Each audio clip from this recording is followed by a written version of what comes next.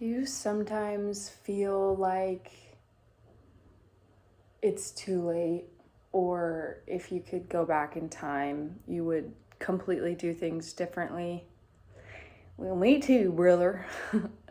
Hi, guys. Welcome back to the You and Me podcast. My name is Carolina, and thanks for tuning in. Hope you're getting comfy, or maybe you're getting active, but whatever you're doing, let's tune in. I was staring out the window yesterday, and I had one of those days, ladies, hopefully even men, you can relate to this. Sometimes you have those days where you're bleeding. You have those days where you just have low energy and you're feeling a little bit unmotivated, maybe even a little irritated. You're bloated, you feel heavy, and you're just like, I don't want to do a single thing today.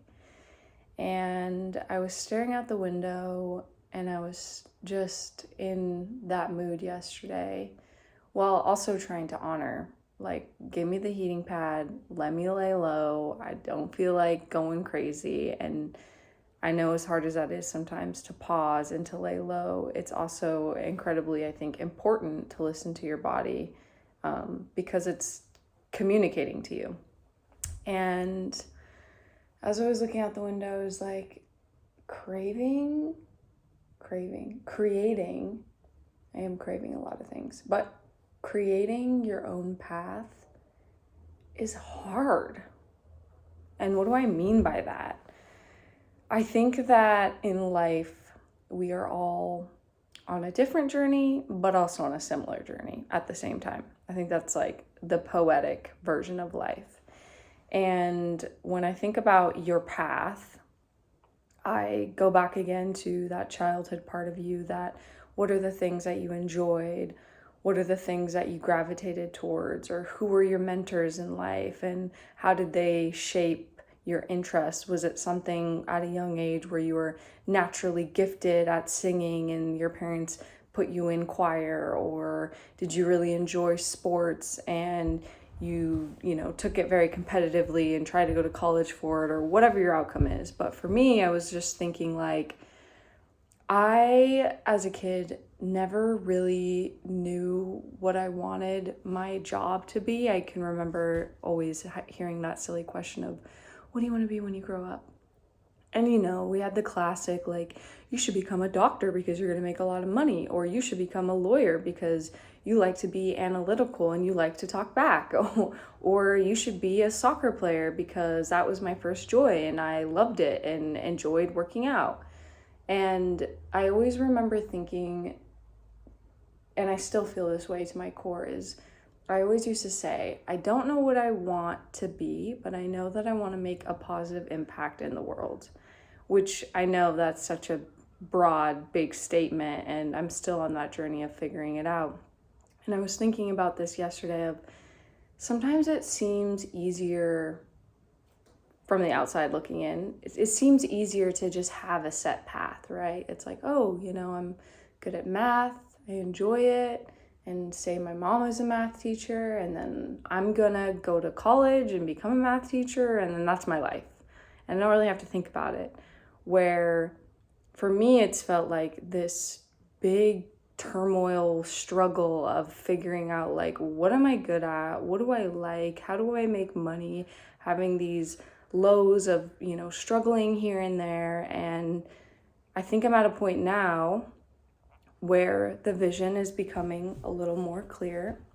So we're going to start off by sharing a couple goals and a couple life updates.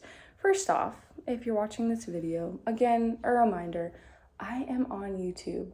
And I know last week I actually recorded a video and my iCloud was full, and it was like, we were like 4 minutes into the video and it just cut off. And I was like, you know what? I'm not gonna restart. I'm gonna post this. I'm gonna allow.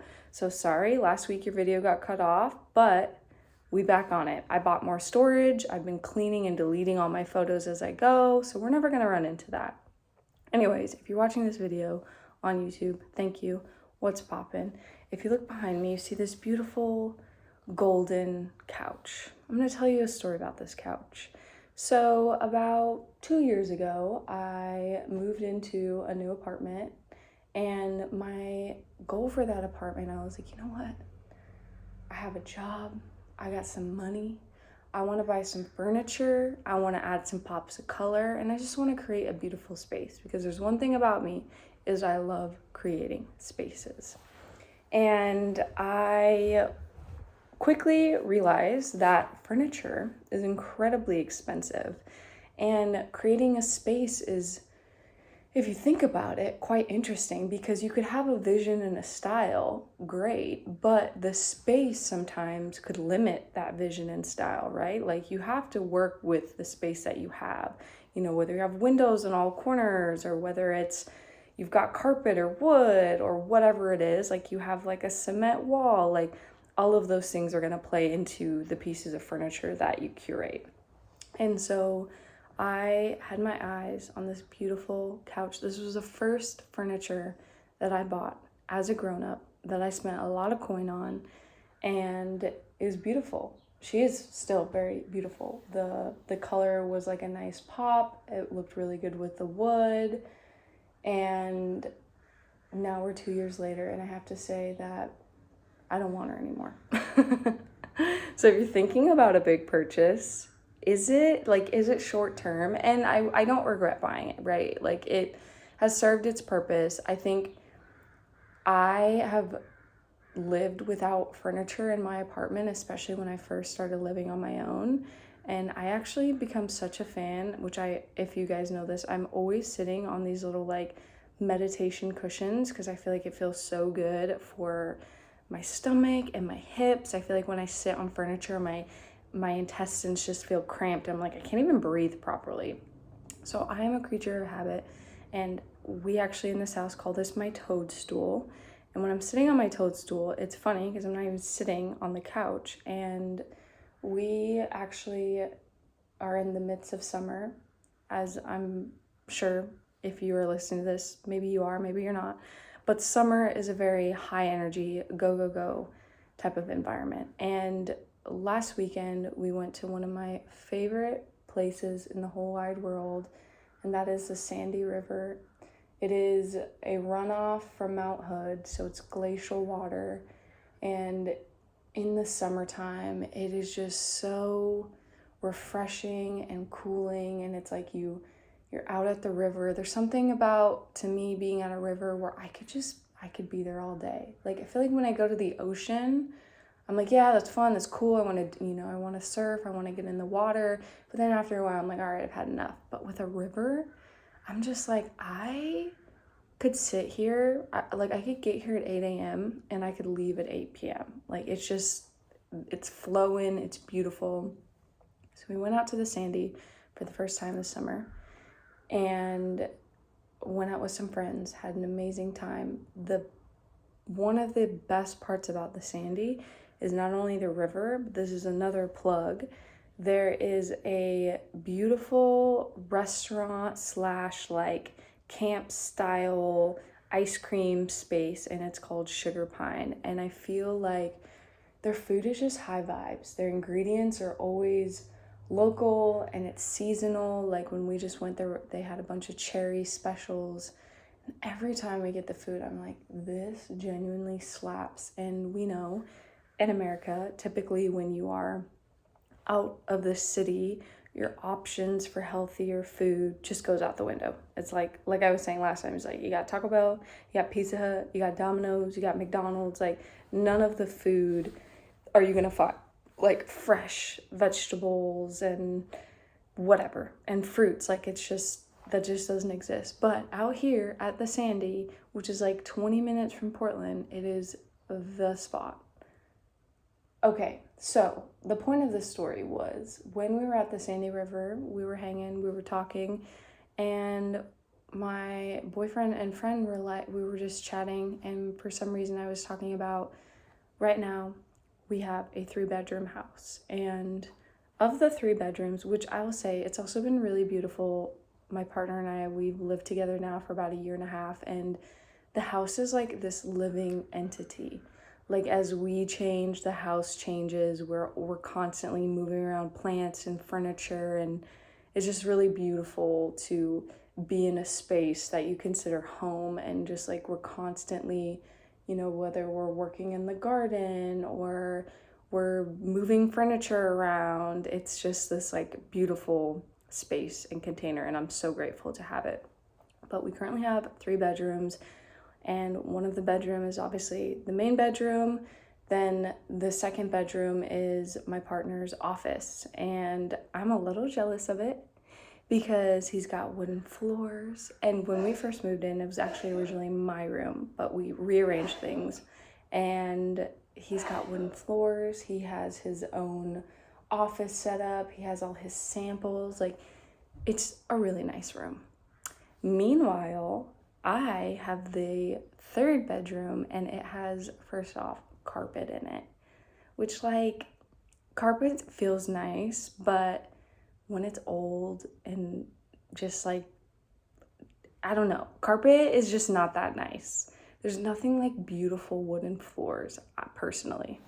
So I have carpet, which is already like it's a tiny bit smaller. And listen, I'm not complaining because I have a room, but right now we use that as like the guest room / my office, and it's cramping my style because what is currently, there's a bed in there, which is my old bed, which I love. It is an incredible bed, but it's taking up like 80% of the office. And so the idea is, I'm like, wait a second. We're like, what if we sell this yellow couch that we literally never sit on? And then we take the bed and we put it in the living room. So we have like, and we'll get these big cushions. So we have like a bed couch, which we all know, like, that's a hard thing with couches, is they can be beautiful, but they're not that comfortable. Like this couch, for example, it's I would rate it like a 6.5 out of 10 comfort level. But the thing about it is it's quite small. It's meant for a small space. It's meant for a studio, which is what I used to have. And I'm 5'10", my partner's 6'5". Like, we're big people, and we need like something that we can like lay out and stretch on. And so I've been getting really excited because I'm like, if I could sell this couch, not only the money that I make from the couch can I use towards, and I'm calling my new creation of a room the content room. And the reason I'm sharing this is because everything is constantly this like beautiful evolution. And we are currently like 2 months into recording the podcast. And I have to say, I'm feeling really good about it. I'm feeling like I'm staying consistent. It's something I really want to do. We're getting views. It just feels in alignment, and it's making me excited, and I want to take the next step in taking it serious, right? And so for me, I've said this before, but the next step is I really want to invite guests over. Right now, the current setup is it's working, but it could always be better, right? So it's not stopping me. I'm not gonna be like, okay, I can't record unless it's perfect, because I know that's often, if you are thinking about doing something, whether you're like, I want to start running or I want to go to the gym, it's always like, well, like, I don't have an Apple Watch, or like, I don't have nice workout clothes or these shoes. Like, we always in our head limit ourselves because we're comparing to other people, and we think like, oh, I have to get this to do it, which is just like another excuse.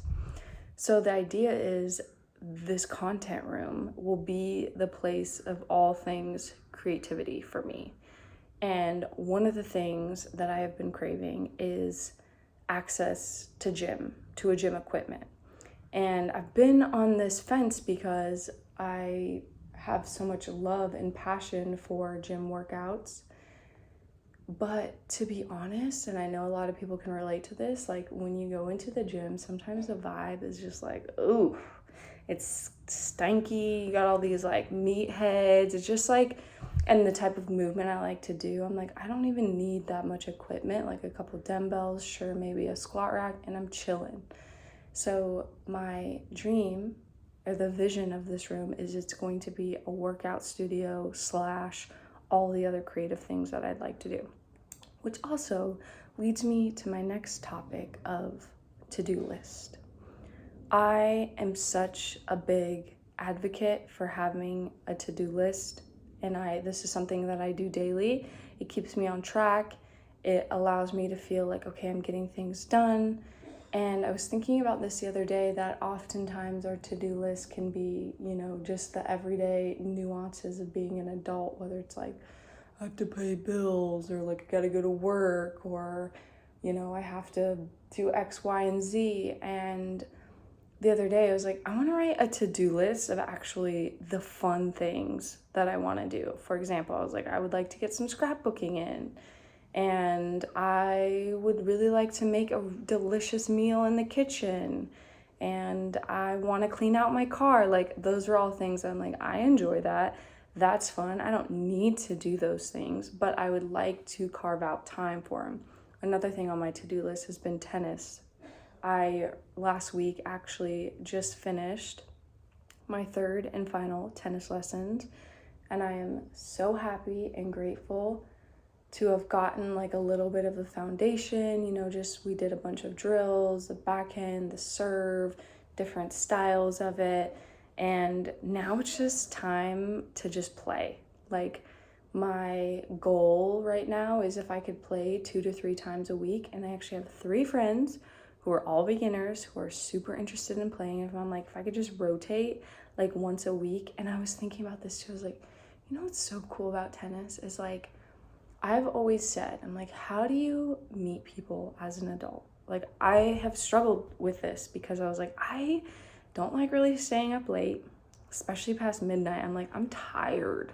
Like, I don't like being in loud, overstimulating places like a bar, right? I'm like, okay, you're gonna stay up late, then it's gonna be super loud, and then you're gonna spend like, anywhere from $20 to $100 just buying drinks, and then you feel like crap the next day. Like, none of that has ever really been appealing to me, but yet it's always felt like, okay, that's how, especially in your 20s, like that's how people socialize, and that was something that I never really enjoyed. So I was like, how do I find friends? And I've always rooted that back to hobbies, right?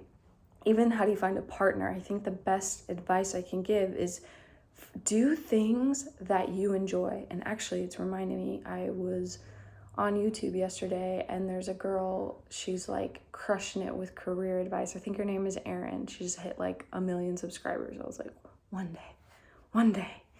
But she made this video, and it was like, she had a piece of tomato, and she was like, this could be the best tomato in the whole wide world. And she's like, but if you're eating this tomato every single day and it's just the tomato, after a while it's gonna lose its spark. But now if you layer the tomato with like bread and that, and basically make a sandwich. And she was relating that to your job. So if you have a job, and say it's like, it's your dream job, right? You're designing footwear for this like incredible brand, and you've worked so hard to get here, but the job is all you have time for. You don't have a relationship, you don't have a sense of family, you don't have any hobbies, you're just putting all this effort into this job. I think eventually you're going to get to a point where you start to have resentment for that job, because you're to be a fulfilled, happy, healthy human. And I always like to think about it as like a pie chart, right? There's all these elements of what does it mean to be healthy.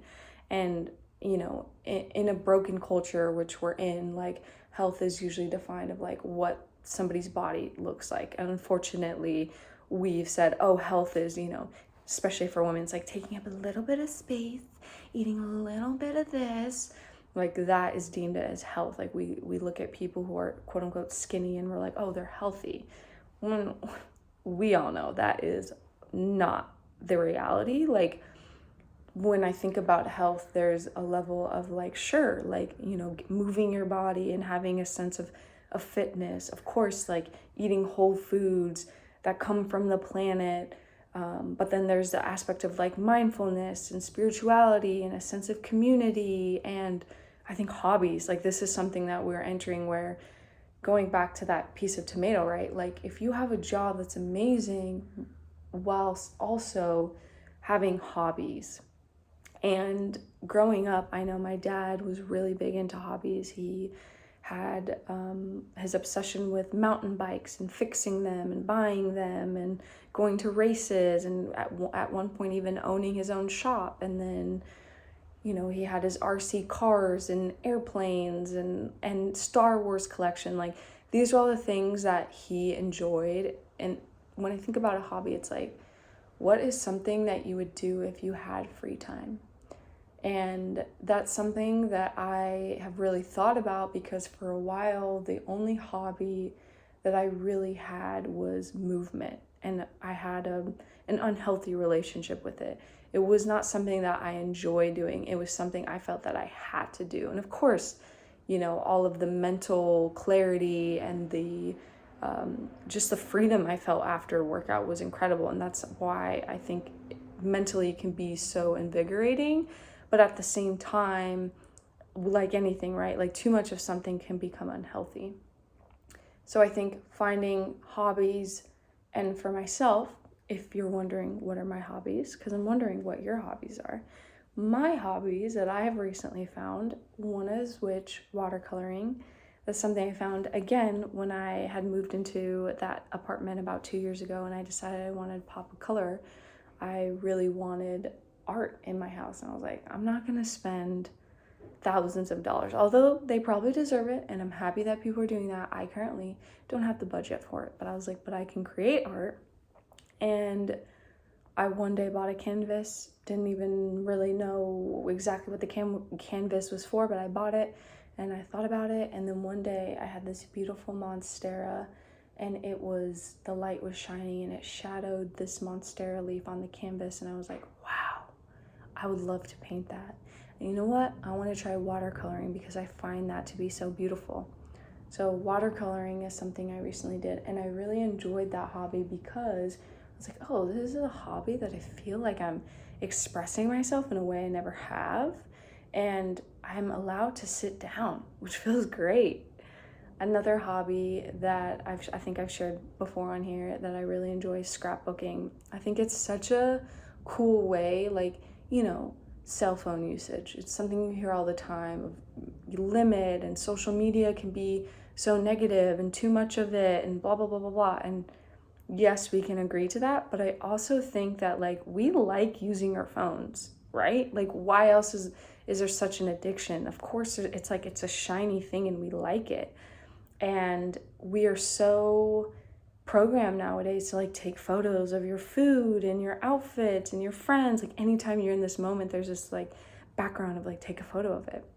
And I've always thought, like, okay, we're taking all these photos of, like, a duck in the pool, and look at this bird, and look at my avocado toast. And I'm like, but what are we actually doing with that photo? And so many times I feel like those photos get deleted or your phone breaks, and then it's like, well, now what? And so scrapbooking has been this incredible, not only is there like a reason now why you're taking photos, which feels more intentional for myself, but there's also this enjoyment to build this story that's physical, and just to, like, look back at your memories. Like, this morning I was scrapbooking, and I did the page of, like, you know, getting the date I got my car, and then I did another page of, like, chasing my dreams and, like, starting this podcast. And it just gave me a sense of, like, wow, like, life is happening and it is exciting. And of course, not every moment will be an highlight. Like, even in my scrapbook, I have these moments of, like, my favorites, and it's just like avocado toast and eggs, and, like, making a matcha. Or, ooh, I'm gonna put you guys on something. I just thought about it. We have an espresso machine, which this is something that was on my vision board for 2025, and I was gifted an espresso machine, which is like, listen, manifest or not, but here we are. And it's nice, okay? Like, I will say the next machine I will buy, and I want it to actually, like, you grind the beans like a real coffee thing. This one's just like the Nespresso, you put the pod in, and it's fine, it's great.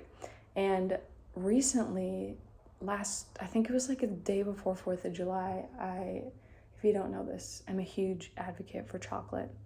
I think chocolate is such a beautiful art form, and again, going back to this yellow couch. When I lived in my apartment, I actually had a whole chocolate cabinet. And then I started dating my boyfriend, and now it's all gone, which is something I will do again, but I have to hide. And sorry, door closed. Anyways, so I got a piece of dark chocolate, like a big square that was like rich cacao chocolate, and I put it in a cup, and then you pour the espresso over it. And it's like, whoa, achievement unlocked. It is so fire. I just had to share that. So,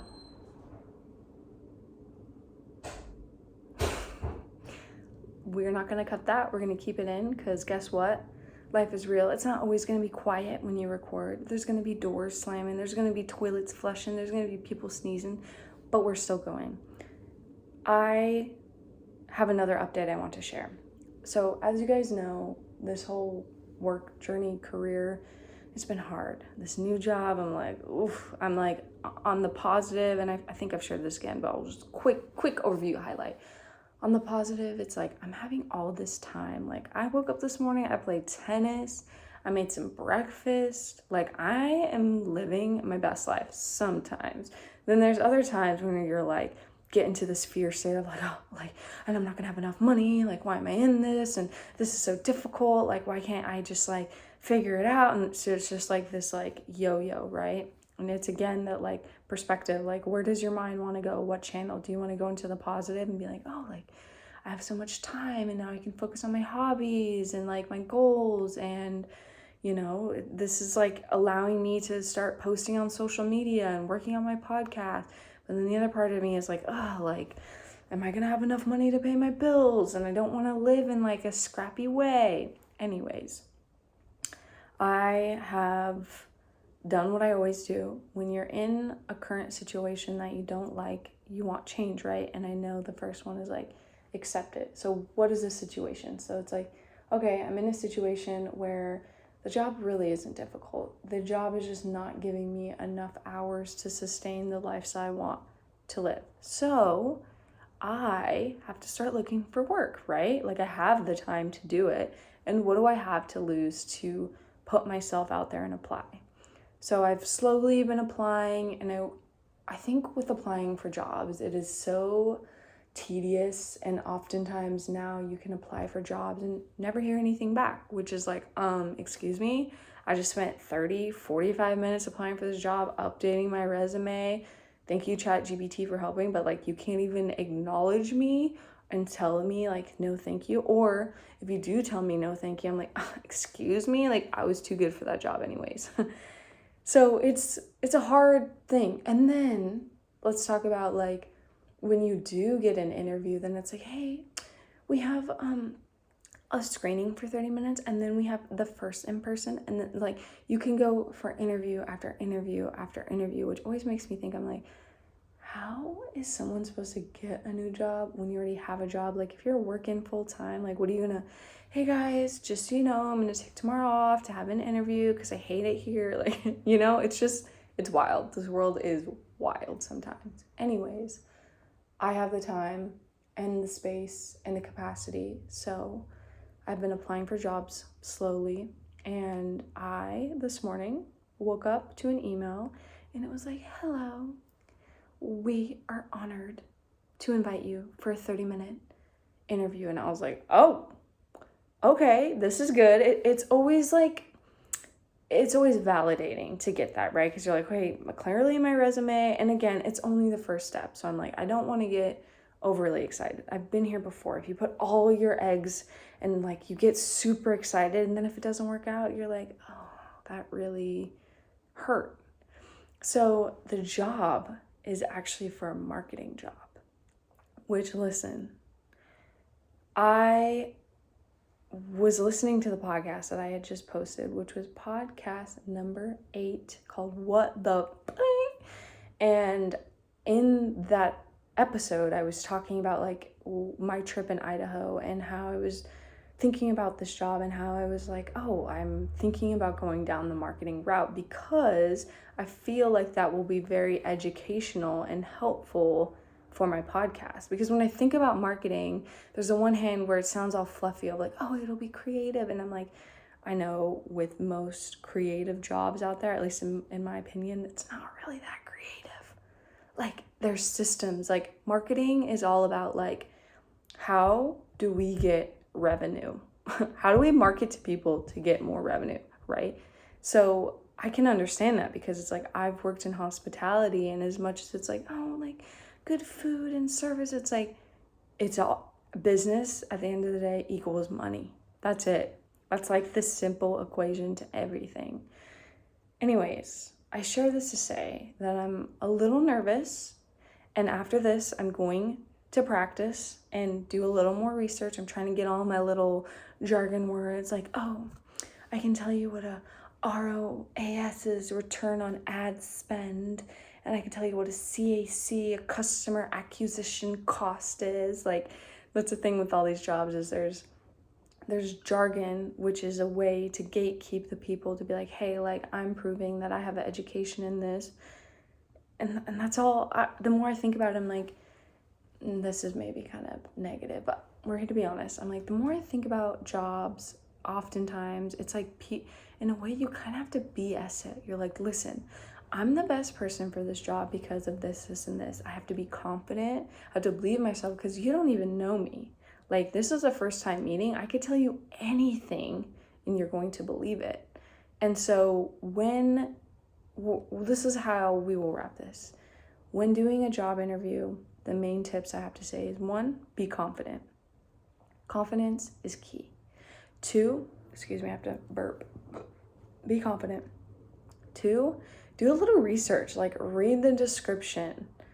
Look at the main things that they're pointing out. And remember, when you're in an interview, you're always tying it back to that job. You know, even that classic icebreaker, tell us a little bit about yourself. It's like, I, funny enough, used to think that it was a genuine question. You're like, oh, you know, I really like eating good food. And it's like, if it's not relating back to the job, they don't care. So everything has to relate back to the job. And then I think the last piece of advice to remember is that, like, if the job is meant for you, you'll get it. And if it's not, you won't. And I know that rejection can be incredibly painful.